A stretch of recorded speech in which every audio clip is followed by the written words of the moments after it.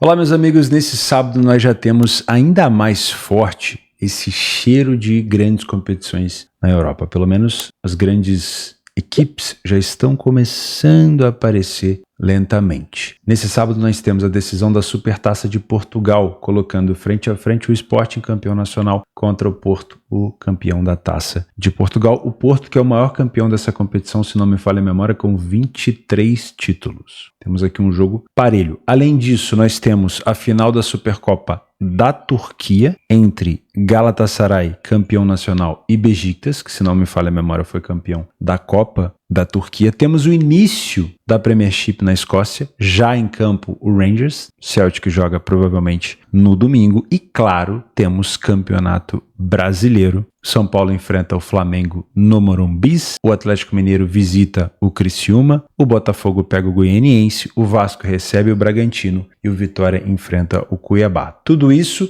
no meio termo, no meio desse pagode todo da Copa do Brasil, dos jogos da volta. Então a gente tem muito a analisar. E obviamente a gente vai montar também os nossos jogos complementares. Meu nome é Theo Borges, esse é mais um Bom Dia Mercado, nosso planejamento diário sobre apostas e trade aqui no YouTube. E eu espero conseguir te ajudar a fazer o melhor planejamento possível para esse sábado, dia 3 de agosto.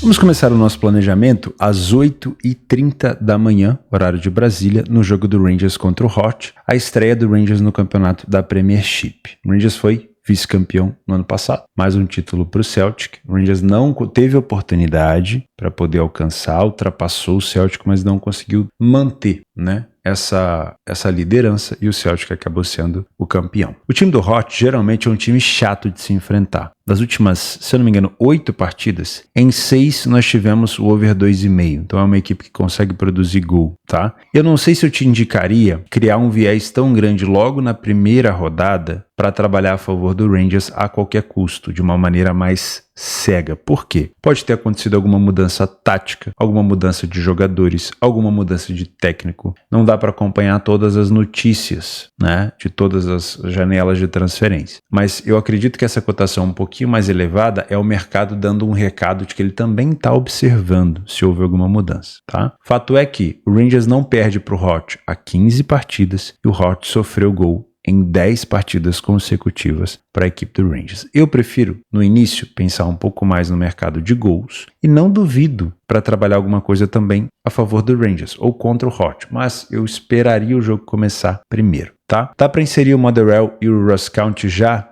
no seu jogo complementar? A gente nem precisa voltar aqui. O time do Ross County também é um time bem agressivo, tá bom? Saindo daqui, a gente vai para a Turquia. Jogo 2h45, o campeão do campeonato da Turquia, o Galatasaray. Não está aparecendo a cotação aqui, mas a odd do Galatasaray é 2,05.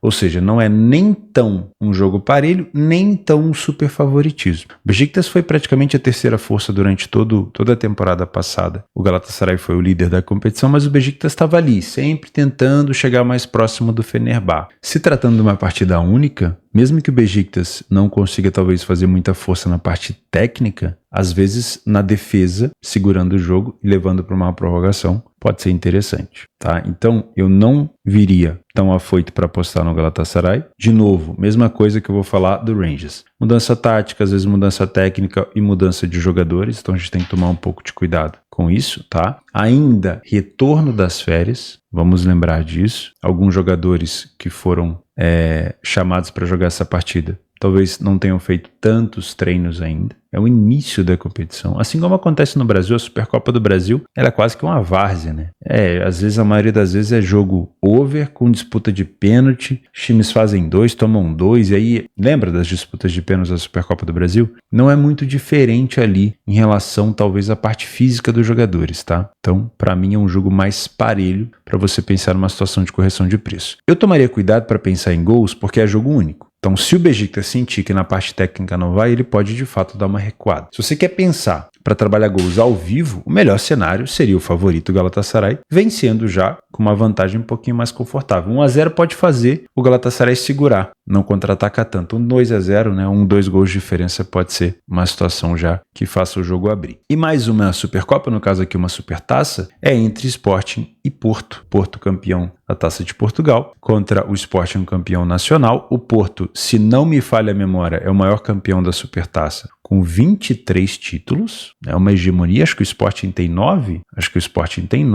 No último ano, né, no ano de 2023, nós tivemos aqui o Benfica vencendo o Porto por 2-0. Ó. Di Maria fez o primeiro, o Musa fez o segundo. Jogo onde a gente teve aqui uma troca de superioridade. Em 2022, o Porto venceu o Tondela por 3-0. Em 2021, o Sporting venceu o Braga por 2-1. E em 2020, não vou tão para trás assim também, vai. O Porto venceu o Benfica por 2-0. Não é, na maioria das vezes, uma final com goleadas, né? Você tem aqui um Porto enfrentando um Tondela, que é uma diferença de força muito grande, onde você teve um domínio completo do Porto, onde o Tondela veio para se defender. Mas você teve situações de técnica mais parecida, né? Onde você pega um Benfica e Porto, um Sporting e Braga, e onde você tem uma final um pouco mais parelha, né? Então eu não duvido que seja mais ou menos isso daqui. Para mim é um jogo para correção de preço, ainda é um jogo de início de temporada, então eu não vou criar tanta expectativa em relação a o Sport foi campeão nacional e por conta disso a gente pode pensar num Sport sendo campeão. Não é uma justificativa muito complexa, né? Não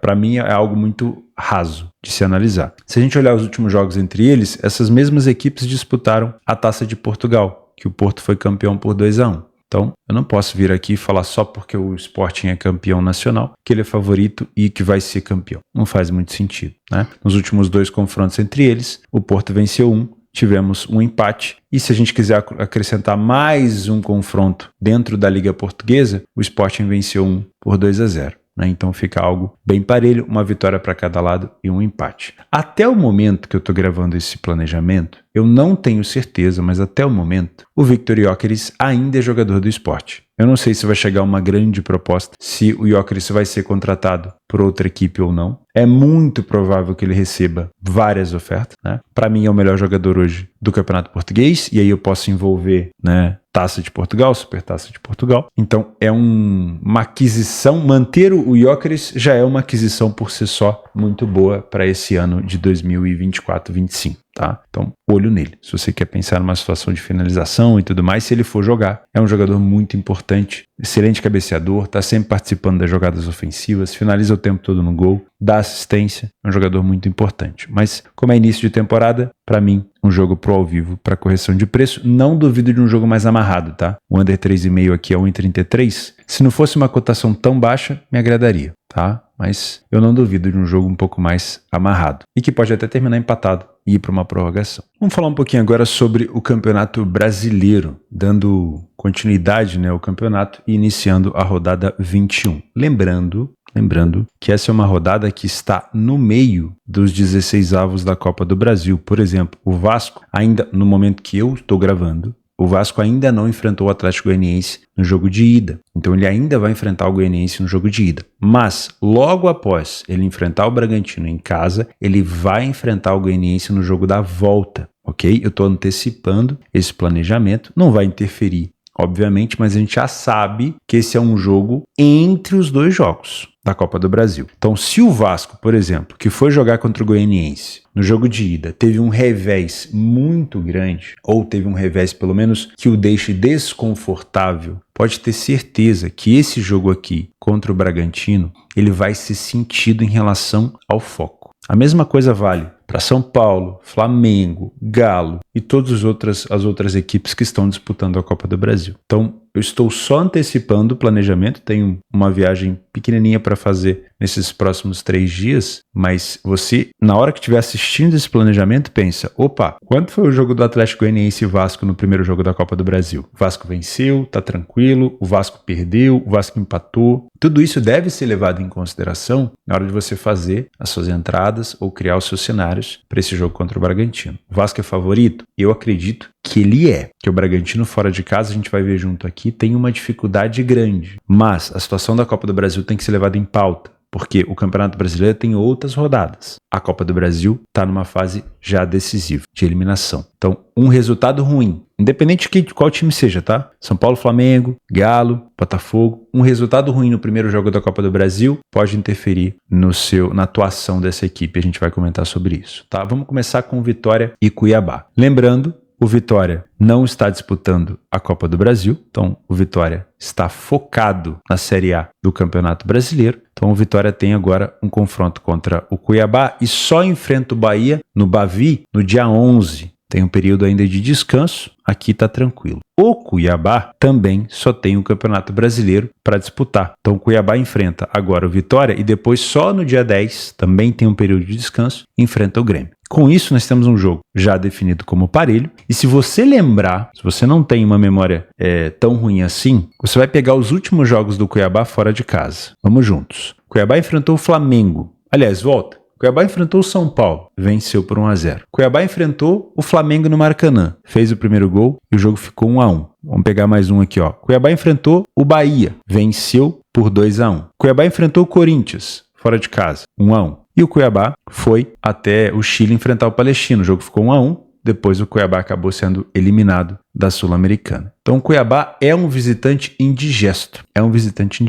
E qualquer cotação baixa diante do Cuiabá é perigosa. O mercado já deu uma inflada na cotação aqui do Vitória. Utilizando o PDF de apoio, a gente consegue perceber que o Vitória, além de ser o 17º na tabela, ele também é um dos piores mandantes. Uma equipe que só venceu 3 partidas das 10 disputadas dentro de casa. O Cuiabá é o 8º melhor visitante. Também tem as mesmas 3 vitórias, porém, só fez 8 partidas. Foram 2 partidas a menos do que a equipe do Vitória. Sai mais na frente do que o adversário, saiu na frente do São Paulo, do Flamengo, saiu na frente, se não me falha a memória, do Bahia. Então, é uma equipe chata, é uma equipe de iniciativa, né? Principalmente se os seus melhores jogadores estiverem em campo. Jogadores de velocidade, tá? Então, é uma equipe que se faz de sonsa, a gente pode utilizar com carinho esse adjetivo, se faz de sonsa, mas tá sempre beliscando um contra-ataque. Então, vitória com a bola não quer dizer muita coisa aqui, inclusive pode até representar um pouco de perigo, tá? Ofensivamente, equipes parecidas, defensivamente o Vitória tem um número maior de gols sofridos, mas como já disputou mais partidas, a média é praticamente igual.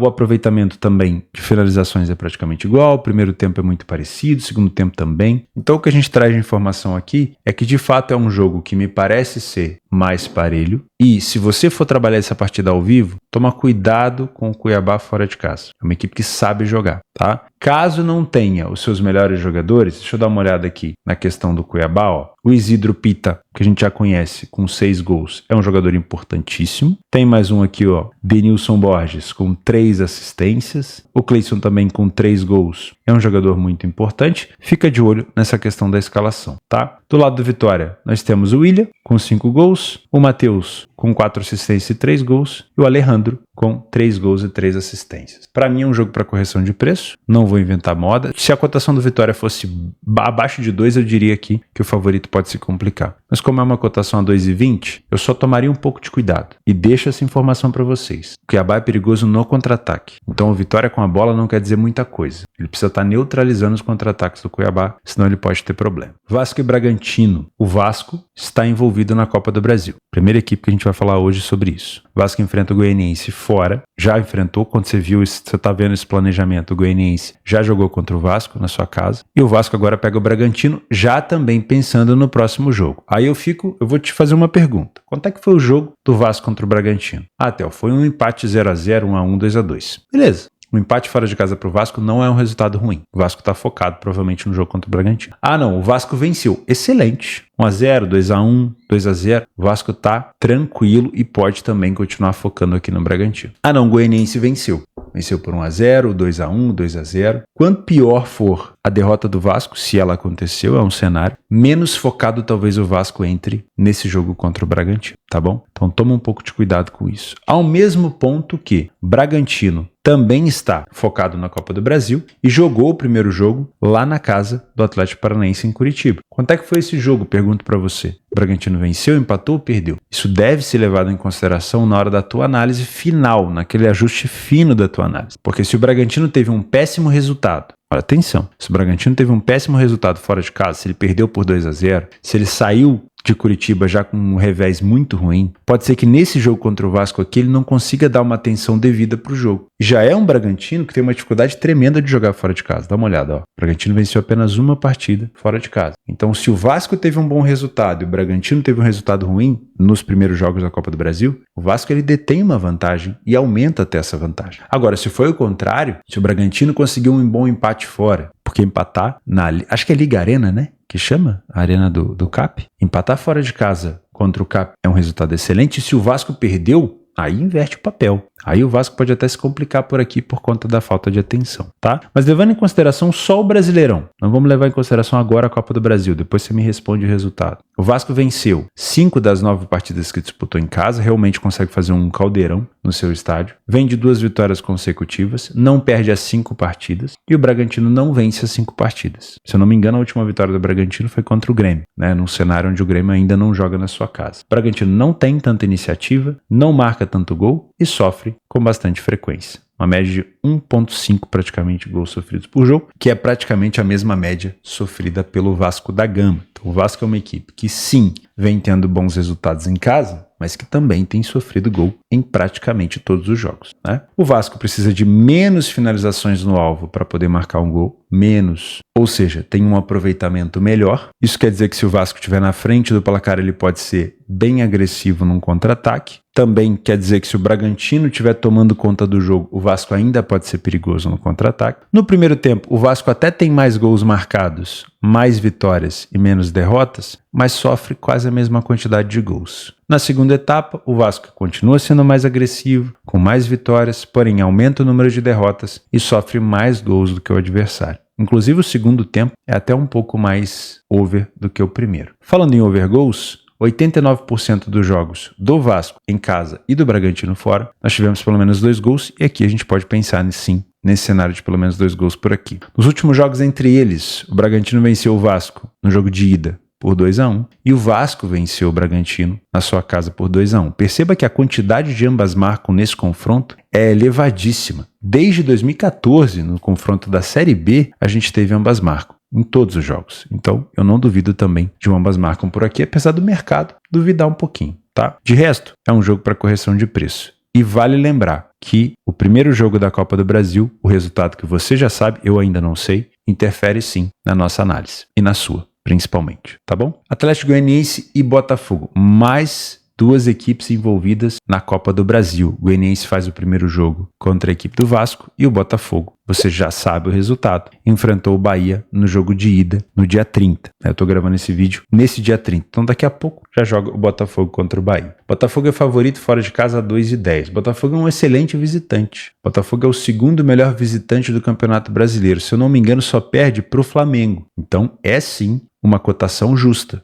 Você pode até dizer que, não, mas o Botafogo empatou o último jogo, não, mas o Goianiense é um time chato. Sim, você pode pensar em várias situações, mas o fato é que o Goianiense não venceu nenhuma partida em casa e o Botafogo venceu metade das partidas fora de casa. Não é preciso ser um super time fora de casa para você ser um excelente visitante, tá? O brasileiro, tanto na A quanto na B, é nivelado por baixo. Mas o Botafogo é uma equipe que perdeu pouco fora e é uma equipe que tem as suas vitórias. Consegue pontuar, né? O Botafogo saiu na frente em 70% dos jogos fora de casa. O Goianiense saiu na frente em 44% dos jogos em casa. Ou seja, se não conseguiu vencer nenhuma, mas sai na frente em metade dos jogos, significa que o Goianiense ele tem dificuldade de manter vantagem. Então o Goianiense na frente, você pensar talvez numa dupla chance do Botafogo, pode não ser um cenário tão ruim assim. O problema é como foi o primeiro jogo do Botafogo contra o Bahia, tá? Porque sabemos que o foco do Botafogo é sim o Campeonato Brasileiro. Mas a Copa do Brasil, ela coloca uma grana muito alta no cofre das equipes. E o Botafogo hoje é um clube empresa que precisa gerar lucro.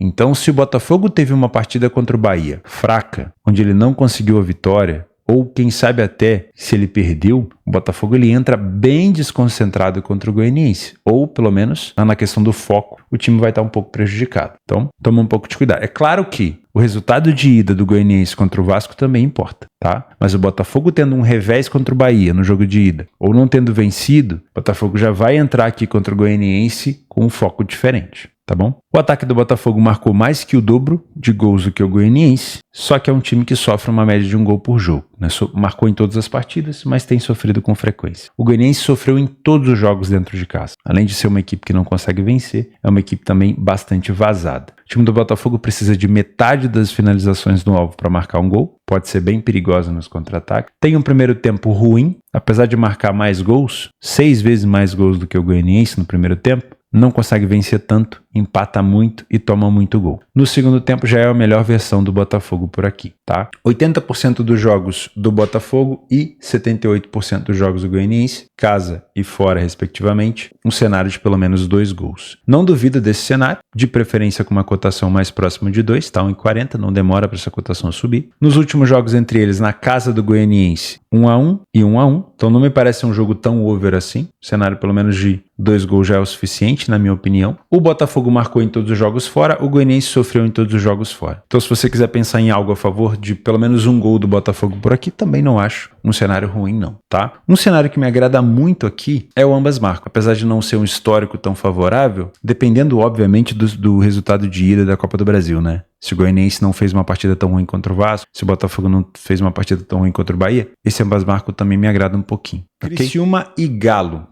Criciúma fez uma excelente partida contra o Flamengo. Criciúma fez uma excelente partida contra o Juventude. Foi a primeira equipe a vencer o Juventude fora de casa. E havia empatado com o Fortaleza 1-1. O Criciúma tem um foco total no Campeonato Brasileiro. Já o Galo tem o foco dividido entre a Copa do Brasil. A questão é, o adversário do Galo, assim como o adversário do São Paulo, é um adversário de Série B. Isso não quer dizer que o Galo vai ter muito mais facilidade. Porém, se o Galo conseguiu pelo menos um empate fora de casa contra o CRB, ele já vem com uma grande vantagem para decidir na sua Arena MRV, né? Então, antes de você finalizar essa análise, confere quanto foi, você já sabe, o jogo do Galo fora de casa contra o CRB. Se foi 1-0 para o CRB, já é um resultado ruim para o Galo. É reversível? É, mas é um resultado ruim que vai fazer com que o Galo se preocupe. Colocar dinheiro no bolso nessa fase da Copa do Brasil é importantíssimo e ser eliminado nessa fase é péssimo para as equipes, né? Então, para mim, esse jogo ele é parelho por um motivo. Primeiro, o Criciúma não é bobo dentro de casa. E segundo,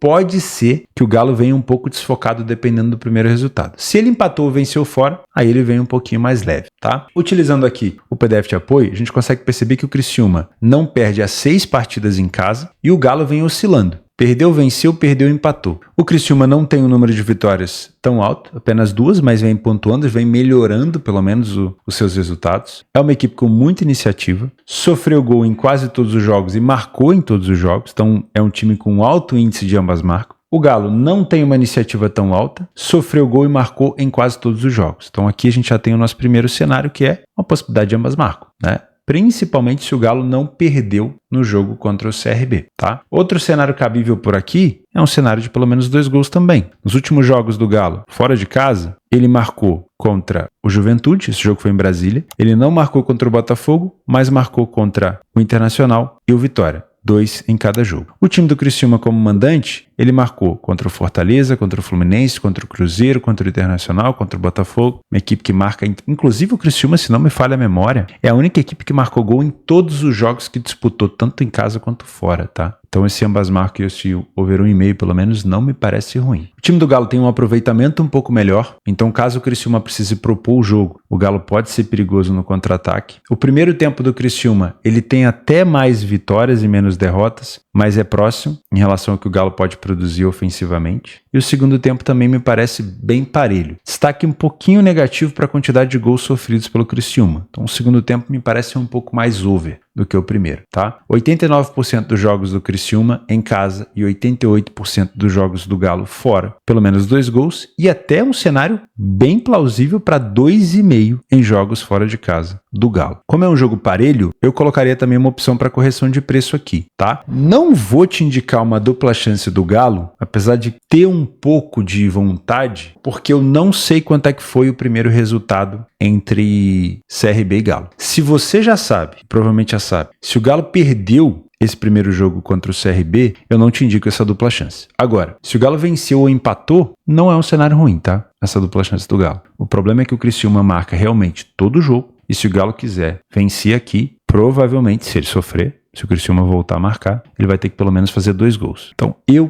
prefiro pensar no cenário de over do que olhar para uma vitória do Galo. Por fim, nós temos talvez o grande confronto desse sábado no Campeonato Brasileiro, que é São Paulo e Flamengo, né? Flamengo, nesse momento, líder do Brasileirão, com um jogo a menos. O São Paulo ocupando aqui a 6ª colocação. São Paulo é um mandante chato. São Paulo venceu a Copa do Brasil em cima do Flamengo na última edição. né, na temporada passada. O Flamengo é o melhor visitante da competição, então tem tudo para ser um jogo excelente. Nos últimos jogos entre eles, quando o mando foi do São Paulo, o São Paulo venceu por 1-0, empatou 1-1, aí a Copa do Brasil, e perdeu por 3-1, também na Copa do Brasil em 2022. No geral, comandos também do Flamengo, 2-1 para o Flamengo, 1-0 para o São Paulo, 1-1. 1-0 para o São Paulo, 1-1, 1-0 para o Flamengo. Então, um confronto bem parelho, né? Bem parelho. Um cenário que se repete é um ambas marcam. Então, não duvido também de uma possibilidade de ambas marcam por aqui. Porém, as duas equipes estão envolvidas na Copa do Brasil e o adversário do Flamengo é muito mais difícil. E eu não duvido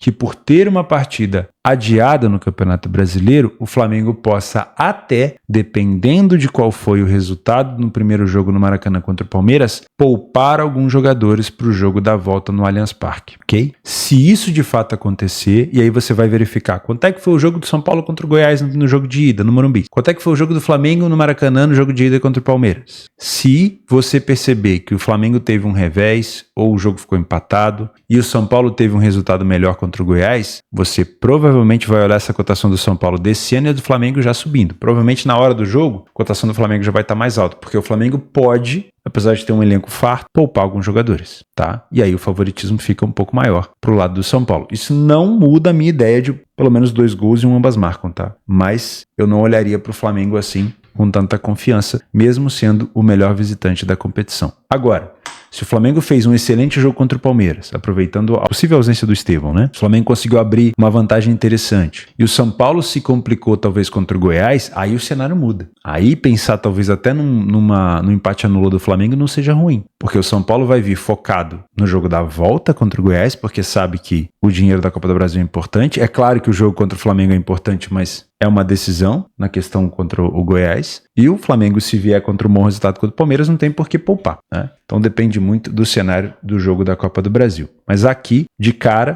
para mim é um jogo para correção e de pelo menos 2 gols, e eu não duvido de um ambas marcam. Se você encontra um São Paulo que teve um bom resultado no jogo de ida da Copa do Brasil e um Flamengo que empatou, não venceu em casa, já vejo o São Paulo bem mais favorito aqui e, obviamente, pode complicar a vida do líder, tá? Vamos montar juntos aqui os nossos jogos complementares e olha, tem bastante jogo hoje, hein? Vou pegar só os melhores, porque senão a gente vai ficar aqui o tempo todo. Na Argentina, vamos dar uma olhada na tabela de classificação, ó. O Racing e o Huracan estão ali nas primeiras colocações e eles se enfrentam. Então é um jogo legal pra gente colocar como um jogo complementar. Deixa eu ver se tem mais algum aqui em cima. O Tajeres está na terceira colocação, enfrenta o Instituto Córdoba, também é um jogo legal. Tajeres é favorito. E Vélez e Defensa, também acho que é um jogo legal, tá? Vou deixar o restante como opção para você marcar. Na primeira divisão da Bélgica, eu não vou... Acho que o Genk é um time que a gente pode acompanhar, tá? Já falamos do Brasil, Série A. Na Série B, o Botafogo pega o Curitiba. Dentro de casa, Botafogo de Ribeirão só teve 2 vitórias, não toma tanto gol, mas também não marca tanto. E o Curitiba fora de casa é um dos piores visitantes. Para mim, de fato, um jogo parelho complementar. Amazonas é de fato favorito, tá? O Amazonas em casa é um time agressivo, costuma sair na frente do placar. E o time do Ituano é um dos piores times da competição e em que fora de casa perdeu 7 das 8 partidas que disputou, tá? Então, para mim, esse favoritismo do Amazonas, ele é mais que justificável, tá bom? Na Bulgária, o Ludogorets entra em campo. Pode ser um jogo interessante para ficar de olho aqui a favor do favorito. O CSKA também é um jogo interessante. Deixa eu só olhar quanto é que foi o jogo do Ludogorets na Liga dos Campeões. Ele tem o jogo da volta ainda no dia 31, né? Mas ele já fez o jogo de ida, já venceu por 2-0. Então não atrapalha tanto. No Chile, o Palestino, que enfrentou recentemente o Cuiabá. O Colo-Colo pega o Huachipato. O Huachipato também teve no grupo do Grêmio na Libertadores. Na China, o time do Shanghai, que é o líder, pega o Taishan. Vale a pena ficar de olho. Na Colômbia, não. Na Croácia, não. Na República Tcheca, o Vitória Pilsen entra em campo. Na Dinamarca, o Midtjylland. No Equador, o Del Valle, que foi eliminado da Sul-Americana pelo Boca Juniors. E o Barcelona de Guayaquil, que foi eliminado da Sul-Americana pelo Bragantino. Na Finlândia, o Helsinki, que, se não me falha a memória, é líder da competição, junto com o KuPS. Terceira divisão da Alemanha, eu aconselho, se você gosta, tá? Ficar de olho em gols em qualquer jogo que você escolher aqui, assim como a segunda divisão. Já temos bons confrontos aqui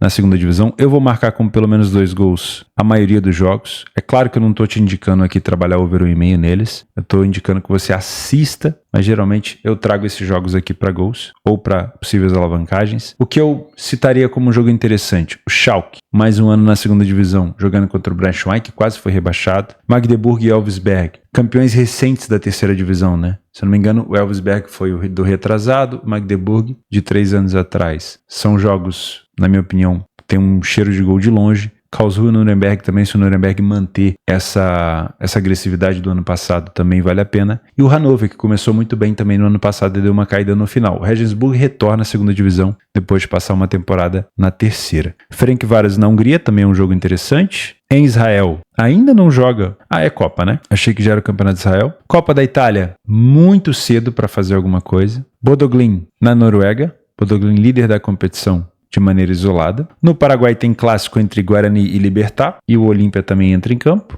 No Peru, não joga nenhum dos 3 times que eu estou acompanhando. Na Polônia, o Rakov é muito bom de acompanhar, assim como o campeão atual, o Jagiellonia. Lech Poznan também é um bom time. Já falamos da Supertaça de Portugal. O Cluj entra em campo e o Farul Constanta também na Romênia. O Steaua Bucareste também. Então, os 3 jogos. Olha como é que tem jogo interessante, hein? E olha que eu falei que só ia selecionar os melhores. Na Sérvia, Partizan entra em campo. Cadê? Estrela Vermelha entra em campo. Não vou nem selecionar os outros. Na Eslováquia, o Slovan Bratislava entra em campo. Só a nata. Suécia, o EK, que tá bom. Na Suíça, o Servette já ganhou mais uma. Se eu não me engano, é líder da competição. Líder da competição. 3 jogos, 3 vitórias. Enfrenta o Lugano. O Basel também é um bom time para se acompanhar, apesar de ter estreado com 2 derrotas. Já falamos da Supercopa da Turquia. E tem a Leagues Cup. Times da MLS contra times da Liga do México. E aqui entra em campo o atual campeão, o Inter Miami. Joga contra o Tigres. Grande jogo, hein? Belo jogo. Aí vai ter um monte de outros jogos complementares de segunda e terceira divisão. Nos amistosos, se você quiser acompanhar alguma coisa, olha só, tem Bayern de Munique e Tottenham. Jogo legal para ficar de olho. Yokohama Marinos e Newcastle. Augsburg e Leicester. O que mais de interessante? Acho que só, né? Nossa, tem muito amistoso. Leverkusen entra em campo contra o LAN. Jesus, é muito amistoso. Não vou te indicar. Isso aqui é liquidez, assim, muito dividida. Ó. Roma e Olympiacos. É tudo no mesmo tempo, quase. Não vou te indicar nada aqui, tá? Em relação a amistosos. Vou deixar aqui listado na parte de estratégia do radar. Olha só, tá aqui com muito carinho. Tem pouquíssimos jogos, né? Quantos jogos aqui nos jogos complementares? Dá pra ver? Nem dá pra ver a quantidade. É isso, meus amigos. O espaço está aberto para vocês. Complementos, correções, qualquer coisa que vá ajudar o nosso planejamento é importante. Eu vejo você nesse domingo. Um grande abraço e até a próxima.